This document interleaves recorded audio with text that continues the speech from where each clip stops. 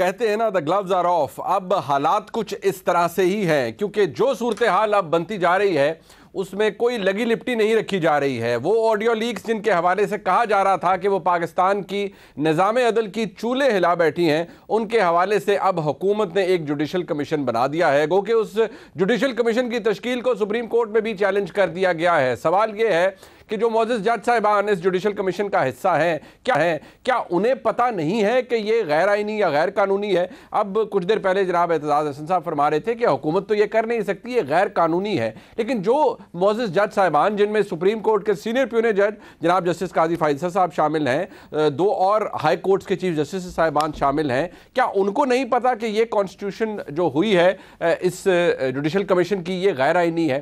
दिलचस्प बात यह है कि इस जुडिशल कमीशन से क्या साबित होगा? क्या इससे यह साबित होगा जो हुकूमत असर्ट करती है, और हुकूमत तो ये असर्ट भी कर रही है, हुकूमत ये एलेज भी करती है, यानी हुकूमत के इल्ज़ाम भी लगाती है कि पाकिस्तान के अंदर निज़ाम अदल दुरुस्त नहीं है और आला अदलिया के जज साहिबान पोलिटिसाइज्ड हैं, वो अप्रोचेबल हैं, अप्रोच्ड हैं, इन्फ्लुएंस्ड हैं। ये वो तमाम इल्ज़ामात हैं जो कि हुकूमत की जानिब से बग़ैर किसी कवर अप के बड़े सीधे तरीके से लगाए जाते हैं। और अब जिस तरह से पाकिस्तान के पार्लियामान के अंदर, अब कुछ देर पहले ख्वाजा आसिफ साहब मौजूद थे, जब उन्होंने गुफ्तगू की तो बड़े आसानी से नाम ले लेके बताया जा रहा है कि हुकूमत की जानिब से ये जज साहिबान और इनके कंडक्ट के हवाले से शकूक व शुबात पाए जाते हैं, और ये ज़बरदस्त मौका है कि इनके कंडक्ट को ना सिर्फ लोगों के सामने आना चाहिए, बल्कि पता चलना चाहिए कि इन जज साहिबान के हवाले से मामलात किस हद तक दुरुस्त हैं या नहीं। एक ख़तरनाक प्रेसिडेंट है वो इसलिए कि पाकिस्तान में अदलिया यानी आला अदलिया को घर भेजने के हवाले से, उनकी शिकायत के हवाले से एक फोरम मौजूद है, और वो कि जो सुप्रीम जुडिशल काउंसिल है। एक कहा जा सकता है कि समहाउ कोज़ाए पैरेलल प्रोसीडिंग अगर आप शुरू कर देते हैं वेरासिटी चेक करने के लिए कि ये ऑडियो लीक्स अगर दुरुस्त हैं तो ये कैसे ओरिजिनेट हुई, इनके अंदर जो सब्सटेंस है वो किस हद तक दुरुस्त है, अगर ये डिटर्मिन करने लग पड़ेंगे और करेंगे यकीनी तौर पर जज साहिबानी, तो इसकी इम्प्लीकेशन क्या होगी? क्या इस जुडिशल कमीशन की वो रिपोर्ट जिसके बारे में जज साहिबान कह चुके हैं कि हम उसे पब्लिक कर देंगे, उसके आने के बाद अगर कोई इम्प्लिकेट होता है या जज साहिबान के शफाफियत के ऊपर, उनके कंडक्ट के शफाफियत के ऊपर सवालात उठते हैं, तो क्या उस रिपोर्ट को ऐसे ही रहने दिया जाएगा या उसके बाद शोर बढ़ेगा? 9 मई के वाक़यात जो भी हुए, जैसे भी हुए, उसने एक बहुत बड़ा काला धब्बा छोड़ा है पाकिस्तान की सियासत के ऊपर, और ख़ास तौर पर इमरान खान साहब की सियासत के ऊपर। कुछ टाइम लगा उन्हें इसकी मजम्मत करने का, और लोग ये भी कहते हैं कि उनकी मजम्मत अभी तक अनक्वालिफाइड नहीं है। गो के इमरान खान साहब ने अब ये कहा है कि उनको गिरफ्तार दोबारा भी किया जा सकता है, 80% चांसेस हैं, और वो समझते हैं कि अगर ऐसा हो तो दोबारा ऐसा रिएक्शन नहीं आना चाहिए। लेकिन हुकूमत ये कहती है कि इमरान खान साहब के जो वर्कर्स हैं, इमरान खान साहब के सपोर्टर्स हैं, उन्होंने जो कुछ किया उसका अंजाम तो उन्हें भुगतना पड़ेगा। वज़ीर आज़म पाकिस्तान ने यह भी कहा कि जो मुल्क की तनसीबात हैं, जो सिविलियन इंस्टॉलेशंस हैं, रियासती इदारे हैं लेकिन सिविलियन इंस्टॉलेशंस हैं, उनके ऊपर जिन लोगों ने हमला किया उनको इंसदाद दहशतगर्दी एक्ट 1997 के तहत प्रोसिक्यूट किया जाएगा। जबकि फ़ौजी तनसीबात के हवाले से जिसने भी हमला किया है, किसी ने उसने डायरेक्ट हमला किया, किसी ने क्रॉबरेट किया, आनत की, फैसिलिटेट किया, लोगों को उकसाया, प्रोवोक किया, तमाम ऐसे लोगों को आर्मी एक्ट 1952 के तहत प्रोसिक्यूट किया जाएगा।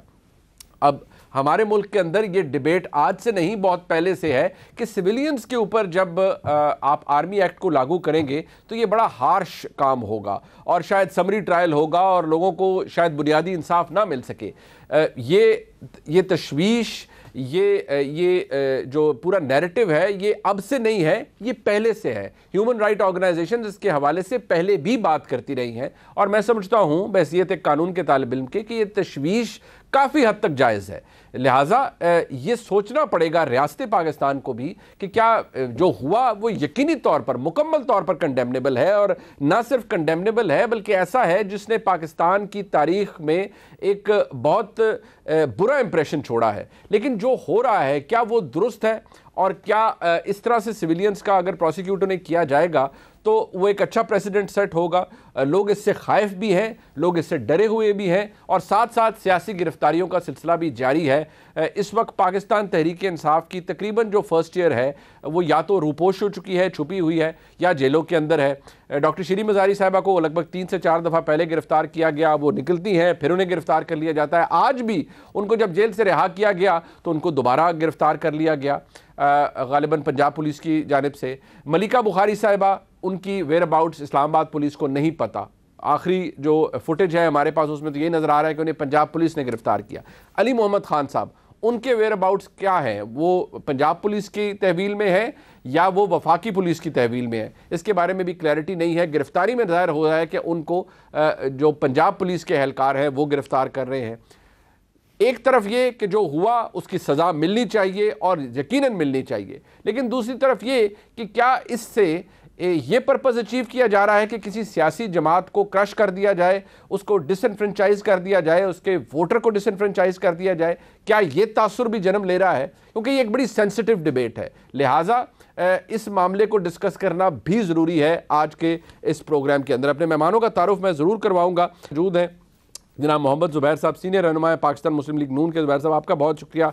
जनाब मोहसिन बेग साहब, सीनियर सहाफ़ी है, किसी तारुफ के मोहताज नहीं है, बहुत शुक्रिया मोहसिन बेग साहब आपका भी। जनाब अहमद बिलाल महबूब साहब, पिलडेट के सरबराह हैं। मैं हमेशा कहता हूँ कि अहमद बिलाल महबूब साहब की हमेशा से काविश होती है कि क्वालिटी ऑफ डेमोक्रेसी एवेल्यूएट करें, लेकिन मुझे लगता है कि उनको अपना जो दायरा कार है उसको बढ़ाना पड़ेगा।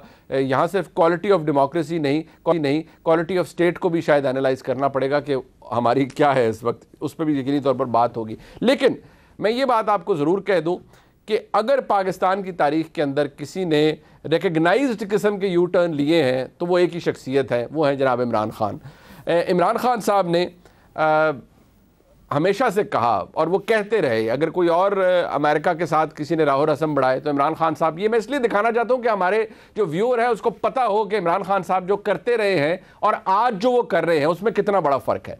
इमरान खान तमाम लोगों को जिनके अमेरिका के साथ राब्ते थे या अगर स्टेट लेवल पर भी राब्ते थे तो उन्हें क्या कहते रहे, चाहे वो मुख्तलिफ अदवार हों, मुख्तलिफ शख्सियात हों, लेकिन उनका क्या मौक़िफ़ रहा, ज़रा देखिए। आसिफ जरदारी, तुमने कमाल कर दिया, इसकी कोई मिसाल दुनिया में नहीं है। आसिफ जरदारी खत देता है अमेरिकनों को कि खुदा के वास्ते मुझे पाकिस्तानी फौज से बचा लो। अमेरिकनों को खत लिखता है कि खुदा के वास्ते मुझे फौज से बचा लो, मैं आपकी खिदमत अच्छी तरह नहीं कर सकता फौज की वजह से, मुझे इनसे बचा लो, मैं आपके जूते बेहतर पॉलिश करूंगा। इमरान खान साहब, ये मेमो गेट का वक्त था, पाकिस्तान पीपल्स पार्टी की हुकूमत थी। अब हालत ये है कि इमरान खान साहब कुछ देर 2 दिन कबल उनकी अमेरिकन कांग्रेस वुमन वॉल्टर्स के साथ गुफ्तगू जो थी उसकी ऑडियो सामने आई और उसमें इमरान खान साहब क्या कह रहे हैं ज़रा देखिए। कि अगर वो मेमो गेट था और उसमें एक कैरेक्टर था और इमरान खान साहब कह रहे हैं कि आसिफ जरदारी साहब ने कहा कि मुझे बचा लो और मदद ले रहे हैं अमेरिका की, तो यहाँ इमरान खान साहब क्या कर रहे हैं, ज़रा देखिए।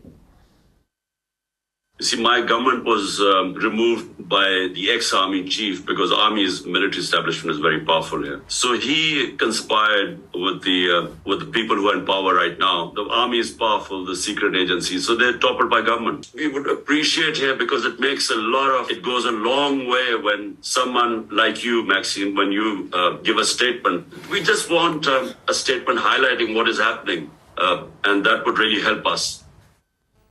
यानी एक स्टेटमेंट चाहिए अमेरिकन कांग्रेस वुमन से जो हालात हैं इस वक्त, ताकि इमरान खान साहब को उसकी बड़ी मदद मिलेगी। ये ऐसा ही नहीं, इमरान खान साहब के जो लॉबिंग एफर्ट्स हैं अमेरिका के अंदर वो इस वक्त अरूज पे हैं और उन्होंने एक लॉबिंग फर्म भी कुछ अर्सा पहले पता लगा था हायर की हुई है और वो अमेरिका को बारहा ये बताना चाह रहे हैं कि मुझे आपसे कोई प्रॉब्लम नहीं है, मैं आपके लिए आप मेरे लिए काबिल कबूल हैं, बल्कि और आप मुझे अपने लिए काबिल कबूल समझिए, बनाइए और मेरी मदद कीजिए। लिहाजा इमरान खान साहब भी कुछ मुख्तलिफ नहीं हैं। अगर वो ये कह रहे हैं कि बाकी ये कर रहे थे तो इमरान खान साहब भी ये कर रहे हैं। दूसरी बड़ी बात, आज जनाब शहबाज शरीफ साहब ने पार्लियामान के अंदर खड़े होकर एक और राज तो नहीं कहूँगा इसलिए क्योंकि ये फैक्ट सबको पता है, लेकिन क्योंकि इमरान खान साहब ने गार्डियन के आर्टिकल के ऊपर ये लिखा कि ये जो लिखा गया है इसके अंदर कि जब जनरल आसिम मुनीर साहब DGISI थे तो उनको मैंने इसलिए हटाया कि उन्होंने मेरी अहलिया की करप्शन हाईलाइट की थी, तो ये फैक्ट बिल्कुल गलत है। इसका जवाब मैं नहीं एक्सपेक्ट कर रहा था कि वज़ीर-ए-आज़म पाकिस्तान देंगे और पाकिस्तान के आज के आर्मी चीफ और उस वक्त के DGISI के बिहाफ पर देंगे। क्या फरमा रहे हैं प्राइम मिनिस्टर साहब, सुनिए जरा। ये एक और इमरान नियाजी ने सफेद झूठ बोला है। मौजूदा सिपा सलार जनरल सईद आसिम मुनीर ने जब वो DGISI थे तो उन्होंने इमरान नियाजी जो उस वक्त वजीर आजम थे उनको कहा कि आपकी एहलिया मुहतरमा करप्शन में मुलव्वस है। यही वजह थी कि DGISI जनरल आसिम मुनीर की ट्रांसफर की कि उन्होंने उस वक्त के वजीर आजम को कन्फ्रंट किया। जनाब स्पीकर, ये बात मैंने इसलिए की कि मेरे ये ज़ाती इल्म में है, ज़ाती इल्म में है, यानी शहबाज शरीफ साहब उस वक्त लीडर ऑफ द अपोजिशन थे और पर्सनल नॉलेज में है और बहुत से लोगों को इस बात का इल्म भी है कि इमरान खान साहब को बेसिक प्रॉब्लम क्या था कि जब जनरल आसिम मुनीर साहब DGISI थे।